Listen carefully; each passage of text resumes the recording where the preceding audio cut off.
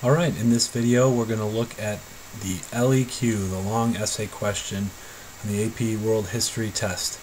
If other AP teachers are out there and they see this and I've messed some things up, if they need to correct me at all, feel free. Obviously with the redesign we have some things going on that just want to make sure we're all on the same page. So please comment if you want to add to it or whatever else you think. Alright, so for you students out there, how this is going to work, this will be the second essay on the second part of the AP exam. So you're going to take the DBQ, the first part of that second half, and then you will take the LEQ after that. Suggested time is approximately 35 minutes. Really with this you could borrow time from this and spend more time in the DBQ, although this is the suggested length is 35 minutes. This will count for 15% of your overall grade, as you can see here, and it's graded out of 6 points, so possible 6 points. So just at the very basic level, you see here you have a thesis that's going to be worth 1 point. Your application of historical thinking skills, that would be 2 points. Supporting the argument with evidence, that would be 2 points, and then synthesis for 1 point. So as far as if we want to break this down more specifically, we take a look at the thesis. You make a historically defensible claim and specifically addresses all parts of the prompt. So you need to be specific in your thesis. You can't have a vague overview, just rewriting the prompt. You need to address the prompt and show the reader where your argument is going to be going. Then you must have an argument develop. You show your argument development using the targeted historical thinking skill. The essay will be either comparison, a causation question, a continuity and change over time question, or periodization. For both points, because this is worth 2 points of the essay, you must describe and explain. You can't just describe your argument, you need to explain it. And we'll get more into that throughout the course, and we'll figure out how we're going to do that. The prompt will tell you what skill it is emphasizing. So if it's a comparison question, after the prompt it will say comparison for historical thinking skill, and so on and so forth. So it's good to know. Then you will have argument development using evidence. For both points you must address the topic with specific examples and use a broad range of specific evidence that is fully explained. I'll explain that more in the example that I'm going to provide in a second. Finally, synthesis. This is probably the most difficult point, both for the LEQ as well as for the DBQ. So you need to extend your argument by bringing in a different historical period, a different situation, era, or geographical area into your argument. That's one option. A second option is bring in a different course theme and or approach to history that is not the focus of the essay, such as political, economic, social, cultural, or intellectual history.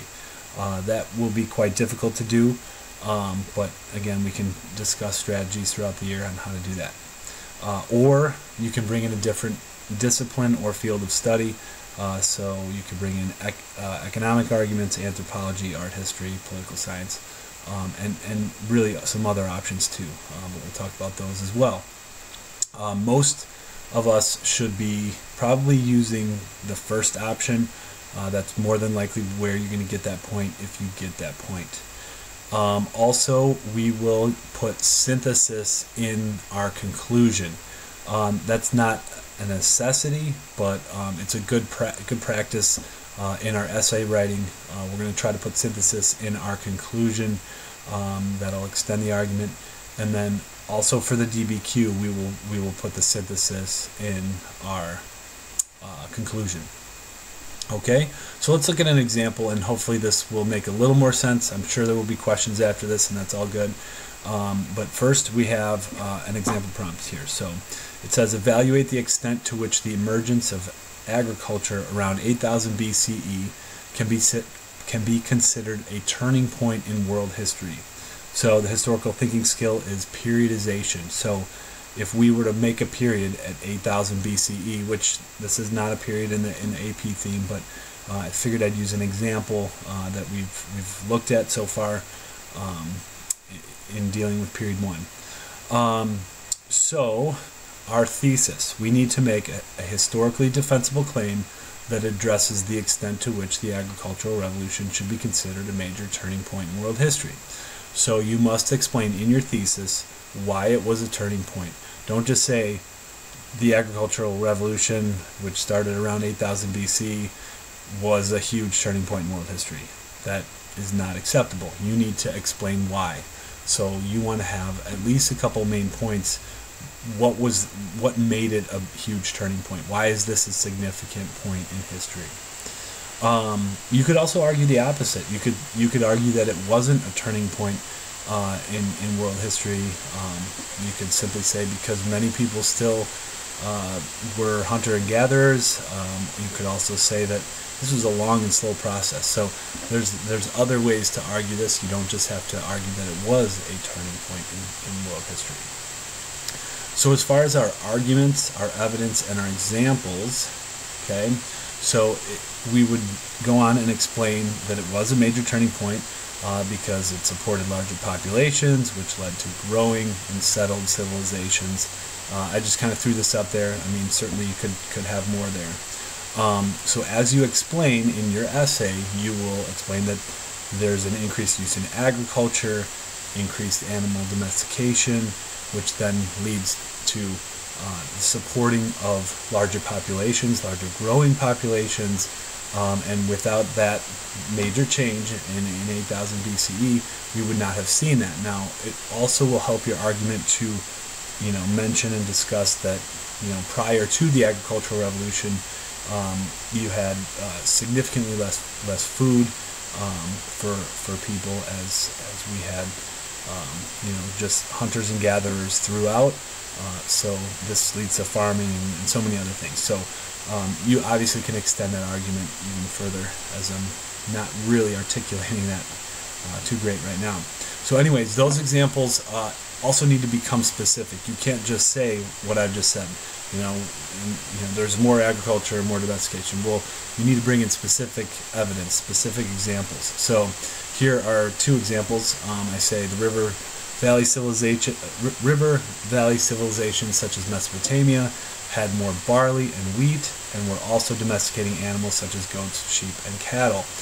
So then you could say, Mesopotamia grew and thrived and was prosperous, and you could obviously go on and on about how other things come from this.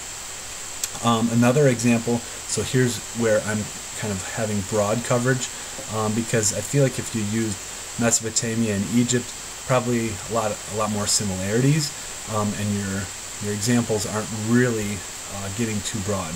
So another civilization is the Andes. They grew potatoes and domesticated llamas, and you could address some of the different challenges that they had, but still were able to start agriculture and really support a large civilization. So that's just another example. You also should explain why this happened. Okay, why did these things occur? Okay, so in your essay, you want to be as thorough as possible with that. As far as synthesis, so again, I threw a couple of things up here. Certainly could probably think of some more examples, but tying it to another historical period, humans have been manipulating agriculture even to this day. So this is something that has been going on. I assume the College Board would see it that way as well. Geographical location. This could be a tough one, simply because I listed two broad examples. Bringing in another one, China, Indus River Valley. I don't know that would be a good choice there. As far as field of study, bring in biology, archaeology. You could study, the the diet in humans and how the caloric intake changed. So you have like different things you could bring in with that. Another theme, this would be a good one. So if my example focused solely on how humans manipulated the environment in terms of what they did with agriculture and domestication, you could bring in the social element. So this led to specialized workers, social hierarchies, patriarchy, and changing of gender roles. So your emphasis could be on a different theme. Now with that said, you could also flip this whole argument and you could have made this, agricultural revolution about the social element to it, and then your synthesis may have been on the environment. So that could have been a possibility. So hopefully this helped get you thinking about the LEQ, just kind of some basics, logistics. I know the example, really not going to show up on an AP exam because if this is 5% of the course, really they can't even ask you an LEQ solely on period 1. So, but either way, comment on this if you'd like. Let me know what needs improvement, and we'll go from here. So good luck to everybody, and we'll see you soon.